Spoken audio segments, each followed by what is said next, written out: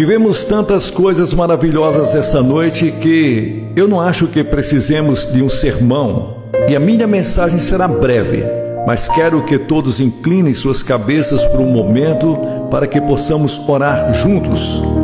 Muitos de vocês que estão aqui hoje ouvindo, esta é uma hora em que você está na encruzilhada de sua vida. Você deve fazer uma escolha esta noite.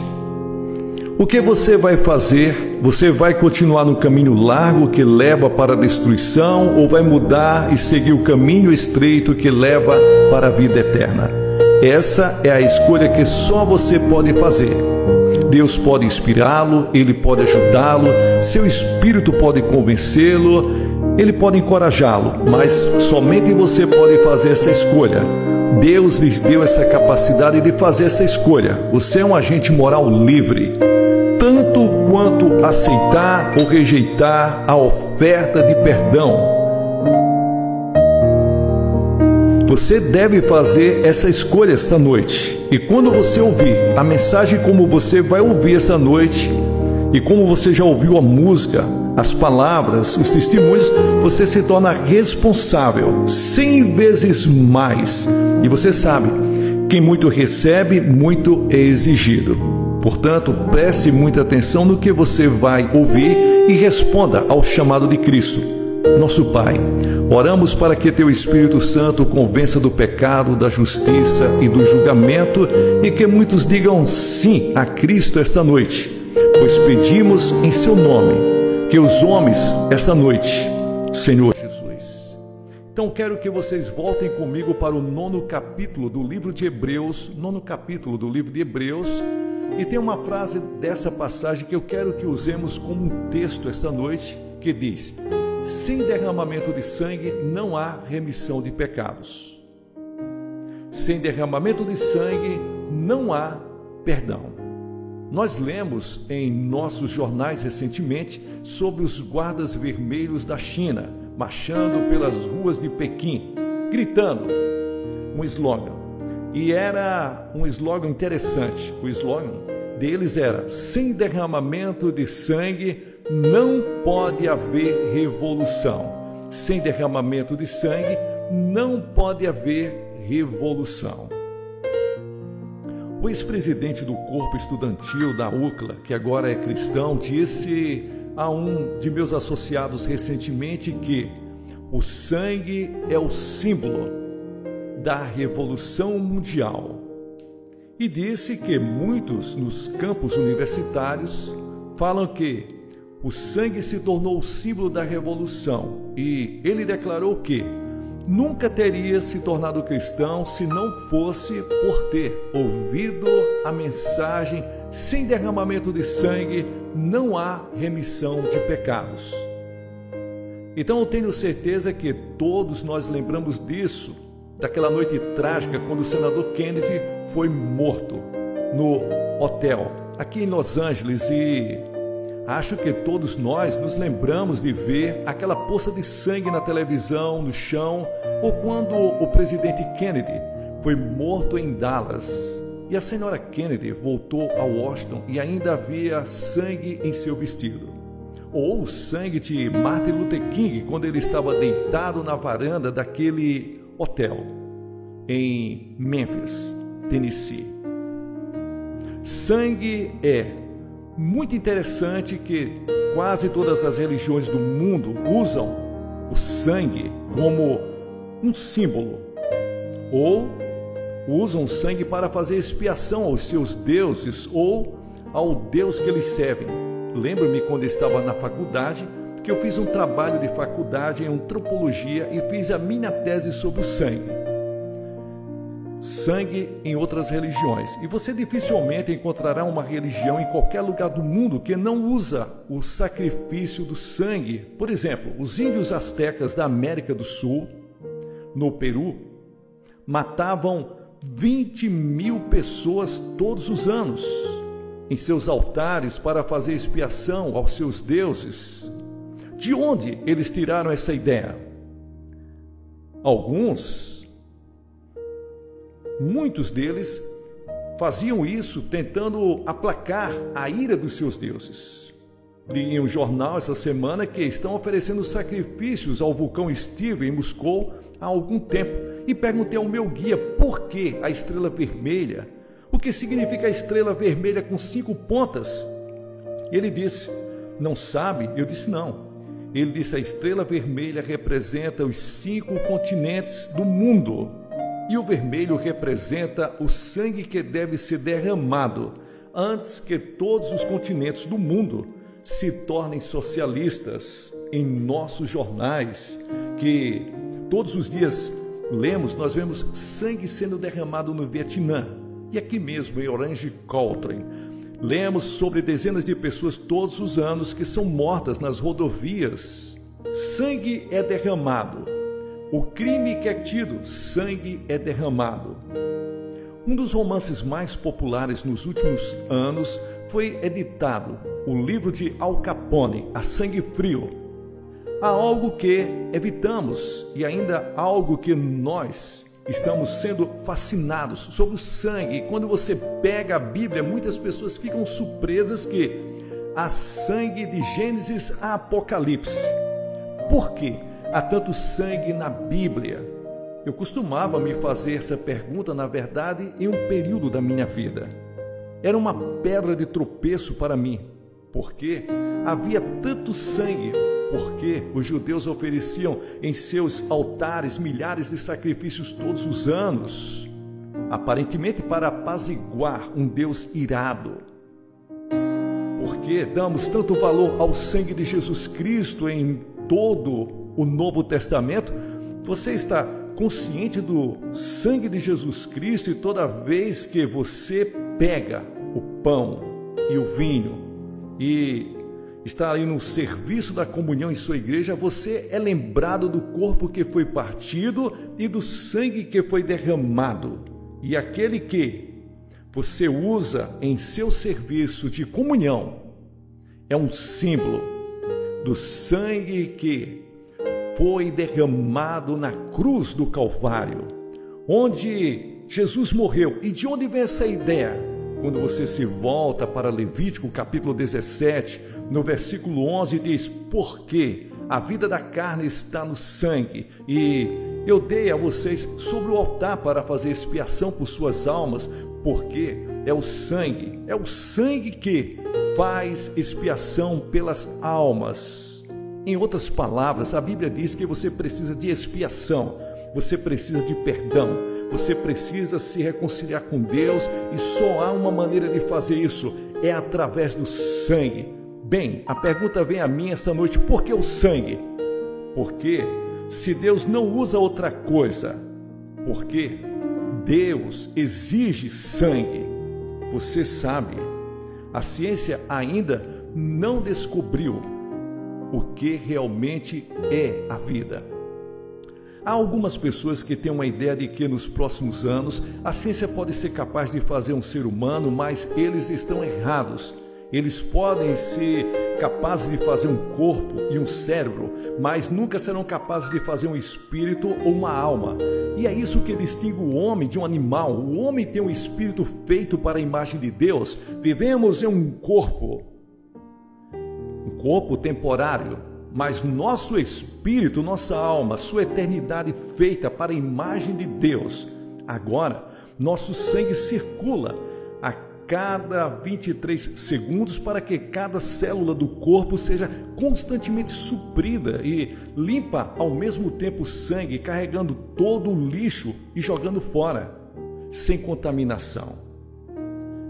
É a substância mais misteriosa do corpo e é composta da vida do corpo, e cada um de nós aqui, essa noite, preto, branco, vermelho, amarelo, rico, pobre, somos todos parentes, somos todos irmãos, irmãos de sangue.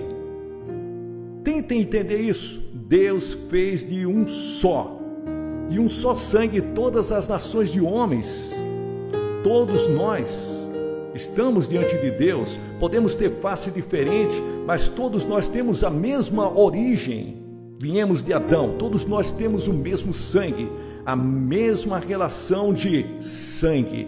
Melvin é meu irmão, está aqui essa noite, mas todos vocês são meus irmãos e irmãs pela criação e em um sentido especial. Se você conhece Cristo, nós somos irmãos e irmãs, membros de um só corpo, de um grupo especial chamado na Bíblia de o corpo de Cristo.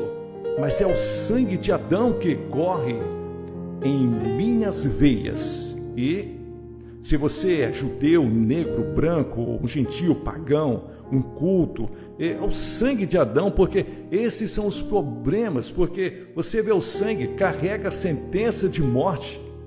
A corrente sanguínea foi contaminada por uma doença chamada pecado. E a Escritura diz em Romanos: portanto, como por um homem o pecado entrou no mundo e a morte pelo pecado, e assim a morte passou a todos os homens para que todos venham a pecar, todos pecaram. E Deus disse: Adão, no dia em que você se rebelar contra mim, no dia que você pecar, comer dessa fruta, eu digo que você não deve comer, mas se você comer, se rebelar, você morrerá. O homem deliberadamente quebrou a lei de Deus e, portanto, recebeu a sentença de morte que caiu sobre ele. Não apenas a morte física, mas a morte eterna, separação de Deus, julgamento, inferno, separado de Deus. E separado da vida de Deus por causa do pecado. O pecado de Adão. Eu sou parente de Adão, sou filho de Adão. Por um homem, pelo homem Adão, o pecado entrou no mundo. E quando Adão caiu em desgraça com Deus, eu caí. Quando Adão recebeu a sentença de morte, eu recebi a sentença de morte. E hoje a sentença de morte pesa sobre todos os nossos irmãos e irmãs pelo mundo inteiro. Por isso que tem cemitérios testificando o que foi designado ao homem uma vez morrer. Mas esta é apenas a morte. Existem dois tipos de mortes na Bíblia: a morte espiritual. Muitos de vocês estão vivos fisicamente, mas sua alma está morta para com Deus.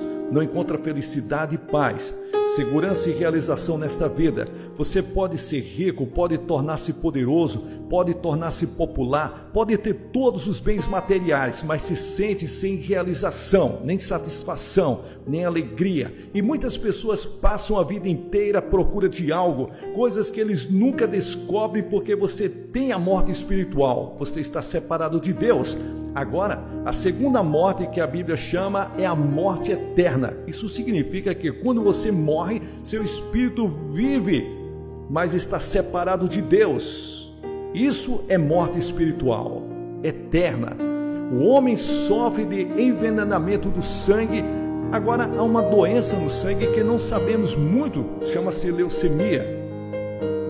Muitas pessoas morrem todos os anos de leucemia.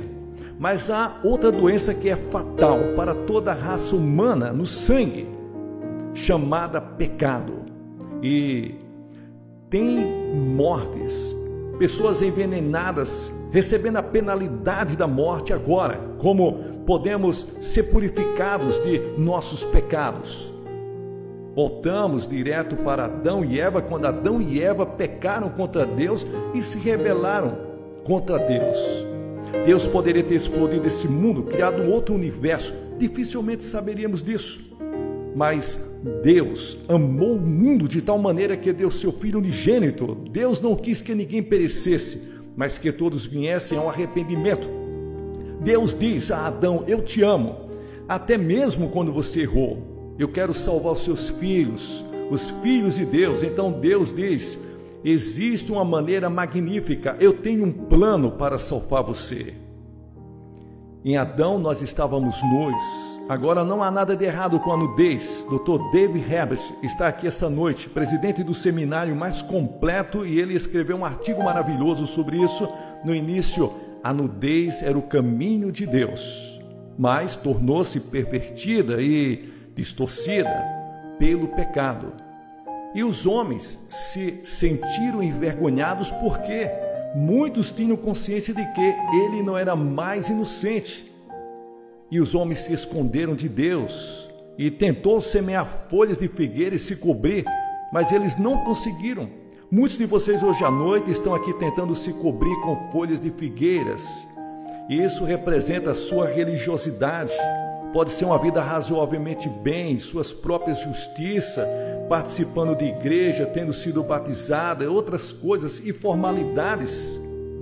Mas você pode passar por Deus de alguma forma, você pode chegar ao céu, você está costurando as folhas de figueira, tentando desenvolver sua própria salvação. A Bíblia diz, por mim sois salvos pela fé. Isso não vem de vós, é um dom de Deus, não das obras para que ninguém se glorie.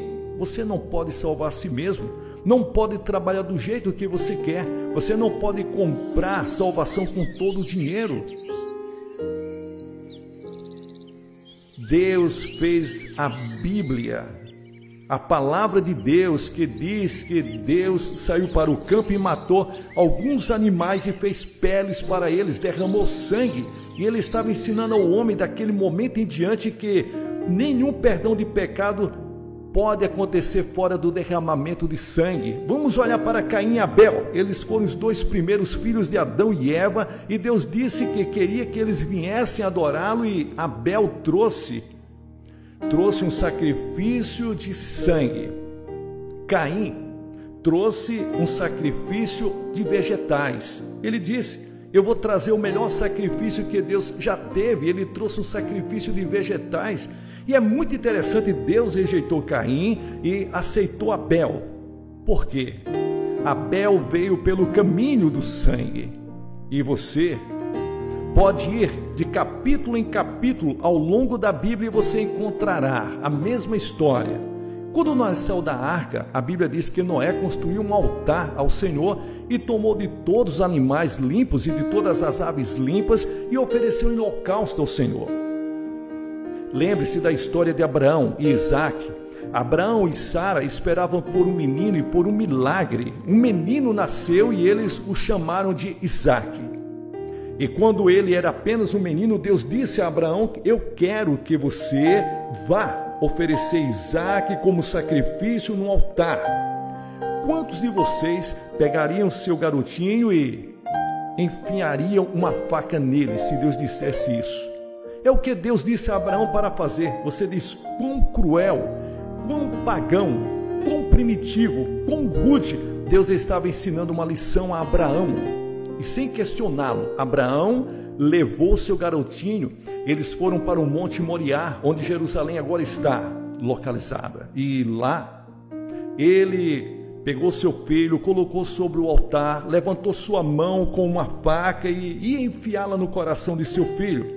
Por ordem de Deus, quando Deus parou sua mão no ar e Abraão levantou os olhos e ele olhou e eis atrás um cordeiro, pego ali pelos chifres, e Deus mandou pegar aquele cordeiro e sacrificar no lugar de Isaque. Veja, Deus estava dizendo, eu estou oferecendo aqui um sacrifício de sangue no lugar do seu filho, apontando para centenas de anos no futuro, quando ele oferecia seu próprio filho como cordeiro de Deus que tira o pecado do mundo. Lembre-se daquela noite no Egito. Deus disse que vou destruir todos os primogênitos do Egito como um julgamento. Ele disse que quero que todos vocês, israelitas, peguem um cordeiro e matem o cordeiro e depois peguem o sangue, venha aspergir no umbral da porta e o sangue será para vocês por sinal sobre a casa onde está. E quando eu vi o sangue, passarei e não trarei julgamento sobre nenhuma casa que tenha o sangue do cordeiro. Lá onde eu vejo, ali não havia boas resoluções, não havia lágrimas que pudesse proteger, não havia obras que pudesse proteger. Deus disse, eu verei o sangue. E posso ver naquela noite no Egito um pai, ele mata o cordeiro, põe o sangue na ombreira da porta. E então, a pequena família se senta para comer e o filho mais velho está muito tenso e muito nervoso. Ele diz, pai, eu não vivi uma vida muito boa e eu pequei, eu falhei. O senhor sabe, eu não tenho sido muito religioso, mas, Pai, você tem certeza que o sangue é suficiente? Você tem certeza que o sangue vai me dar essa cobertura? E o pai olha para o filho e diz: filho, Deus não disse que você tem que ser bom, Deus não disse que você tem que ser legal, mas quando ele vê o sangue do cordeiro, ele passará por sobre a casa, protegendo toda a família. Você vai estar seguro por causa do sangue de Cristo. Confiar nas suas obras é tolice. Você precisa confiar na cruz de Cristo. Jesus morreu na cruz, derramou o seu sangue pelos nossos pecados. Isso pode parecer tolice, pode parecer que seja algo que seja tolo. O mundo pagão, ele olha para Cristo e acha que é tolo, é ridículo, é idiota, é imbecil. Mas a tolice de Deus é mais sábia que os homens, porque Deus escolheu o sangue. Acho que uma das razões é para nos ensinar o quão feio é o pecado. Você vê, nós olhamos para o sangue e nós sentimos repulsa. O sangue é algo repulsivo. Nos afastamos do sangue e o sangue sempre nos lembra de nossos pecados. Quando vejo o sangue de Cristo, me lembro de que sou um pecador e lembro-me de que Deus me ama. Glória a Deus! É assim que os pecadores, aos olhos de Deus, repelem a Deus, se afastam de Deus. Mas isso é por causa dos nossos pecados. Quando eu vejo o sangue, por onde passarei? Olho para o Novo Testamento e nosso Senhor está chorando por Jerusalém, Ele está suando gotas de sangue no jardim e assim por diante. A cruz, Ele está morrendo e o sangue está descendo por seu rosto e descendo por suas mãos e do seu lado e por seus pés. 14 vezes Ele previu a sua própria morte. Ele disse a Nicodemos: como Moisés levantou a serpente no deserto, assim deve o Filho do Homem ser levantado. O sangue de Cristo é mencionado no Novo Testamento 255 vezes. Por quê? A Bíblia diz, antes de tudo, o sangue ele redime tanto quanto você sabe que ele não foi redimido com coisas corruptíveis, como prata, ouro, de sua vã maneira de viver, da tradição dos seus pais, mas pelo precioso sangue do Cordeiro de Deus, derramado na cruz do Calvário sem mancha e sem mácula. A salvação é gratuita para você, mas custa a Deus o seu Filho Jesus Cristo, que derramou o seu sangue voluntariamente por você.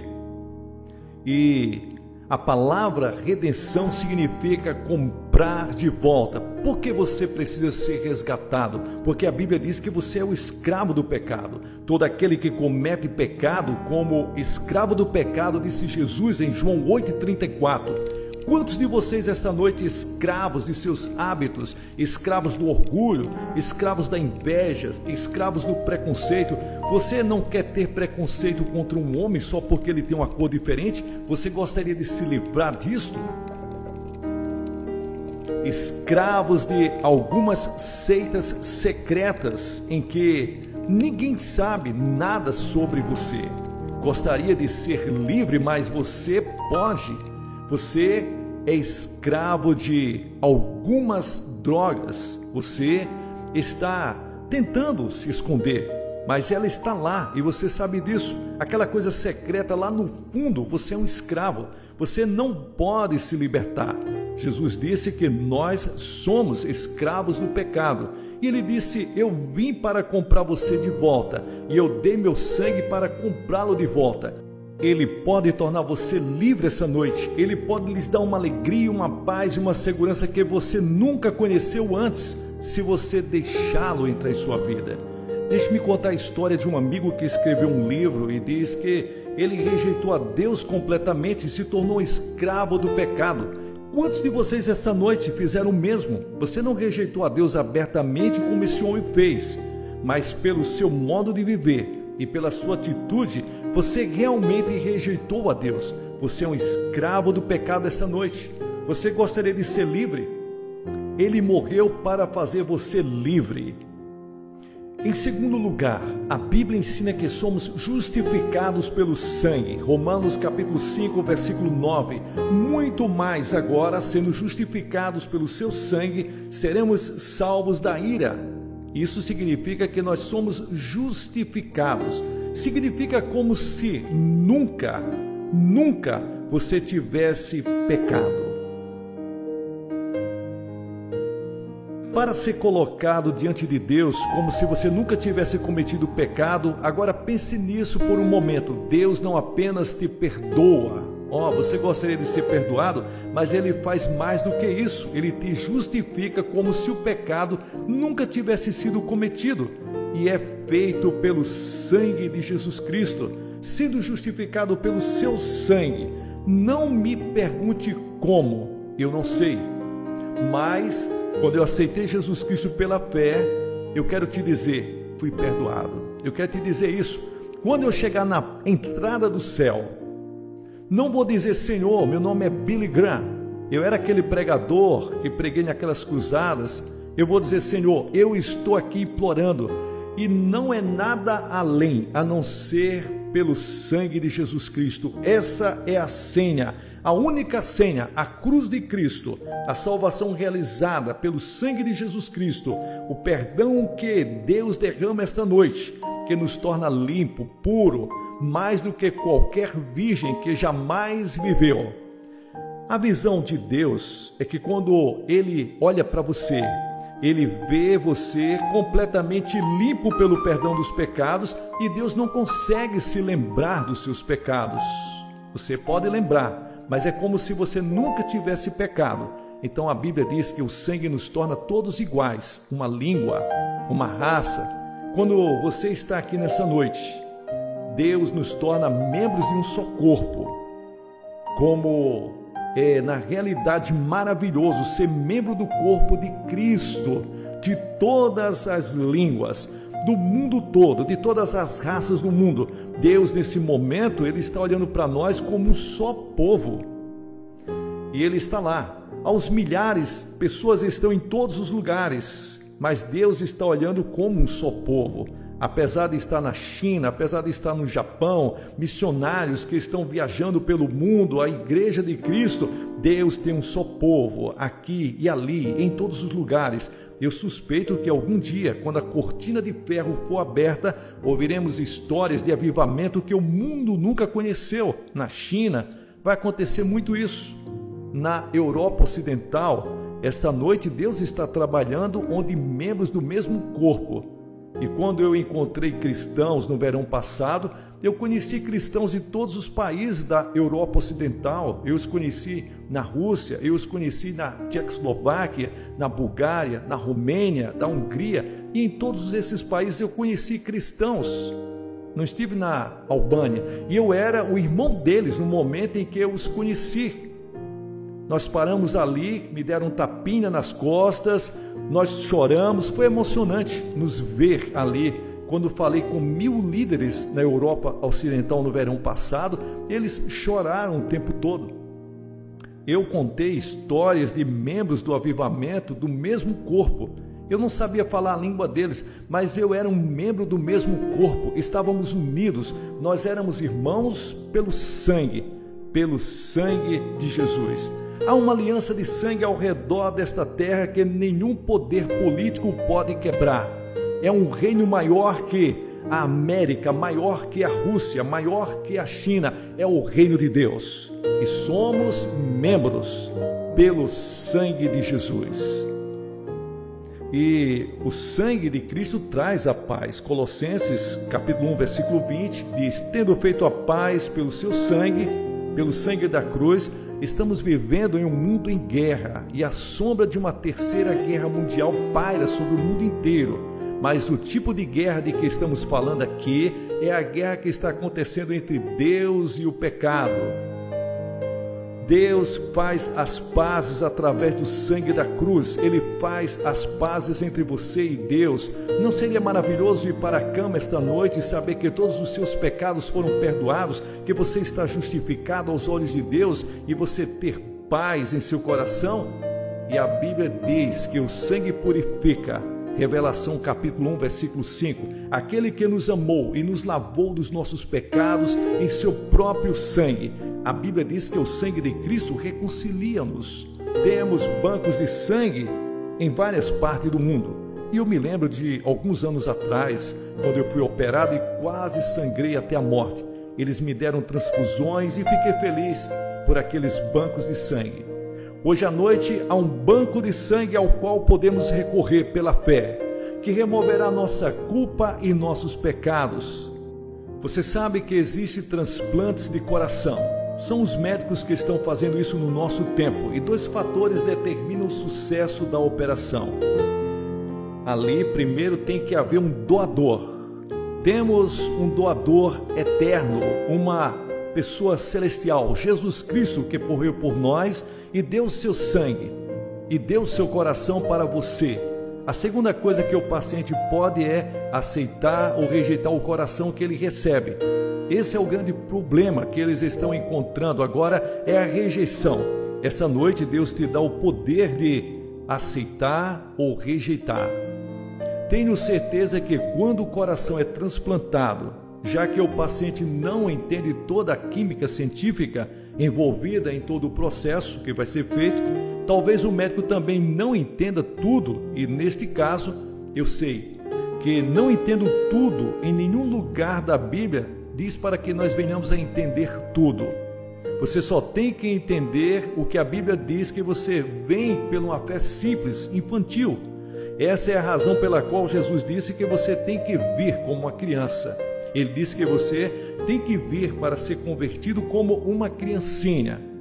Não venha assim tentando ser intelectual, descobrir logicamente passo a passo. Você tropeçará, porque Deus não permitiu que venhamos a conhecê-lo somente pela sabedoria. Você tem que vir pela loucura do Evangelho, e a pregação da cruz é loucura para aqueles que perecem. Em outras palavras, você deve estar disposto a se tornar um tolo por amor a Jesus Cristo e recebê-lo pela fé, e fazer algo que parece louco, ridículo, como Moisés levantando aquela serpente de bronze no deserto, como se isso fosse curar alguém, ou como se tivesse alguma qualidade médica, e não tinha. Mas Deus queria que fosse um símbolo de fé. Você vê, Deus quer que você venha a Ele pela fé, que você o agrade pela fé. Agradar a Deus mais do que tudo, você tem que ter fé em Cristo. Tenha fé que Ele morreu por você, tenha fé que Ele ressuscitou. Receba-o e diga: vou colocar a minha confiança total nele. E então, algo sobrenatural acontece dentro de você, que nada podemos fazer para explicar. Você nasce de cima, a vida se torna nova, diferente, você tem um novo poder, uma nova capacidade de enfrentar a vida. A partir desse momento, tudo o que eu vou pedir para você fazer essa noite é para que você receba Cristo. Pai, mãe, jovem, mulheres, crianças, vocês precisam de Cristo em seu coração esta noite. Você precisa ser perdoado de seus pecados, você quer ser justificado aos olhos de Deus, quer ser purificado esta noite. Você quer confiar no sangue de Jesus, somente no sangue de Cristo para a sua salvação. Você quer ter a vida, você quer mudar, quer aceitá-lo, recebê-lo esta noite como seu Senhor e seu Salvador. Você pode ser membro da igreja, você pode ser um oficial da igreja, você pode ser católico, protestante, um judeu. Você pode não ter nenhuma religião, mas Deus falou com você esta noite e você precisa de Cristo e precisa recebê-lo e quer ter certeza que está pronto para se encontrar com Deus. Vou pedir para que faça algo e diga: eu recebo Cristo em meu coração. Se você estiver com os amigos e parentes, eles vão esperar por você. Se você veio de ônibus, eles vão esperar. Eu peço que você se aproxime, porque cada pessoa que Jesus chamou no Novo Testamento, Ele chamou publicamente. Faça isso. Ao homem que estava com o braço atrofiado, Jesus disse: venha para o meio. Se você está aqui nessa noite, está disposto a reconhecê-lo perante o seu Pai que está nos céus, você que está aí na parte de cima dessa varanda aí, você que está nas galerias, venha. Vai demorar alguns minutos, talvez você esteja um pouco distante, comece a descer agora. Centenas de vocês se levantem. Se você veio com algum amigo, traga ele aqui na frente. Venha. Depois que todos vierem, eu vou dizer uma palavra, vou fazer uma oração, vou dar alguma literatura e um conselheiro vai aconselhar vocês depois. Aí vocês voltam e se juntam aos seus amigos. É muito simples, mas é muito importante. Pode ser a mudança na vossa vida para começar a viver uma vida nova, uma nova direção.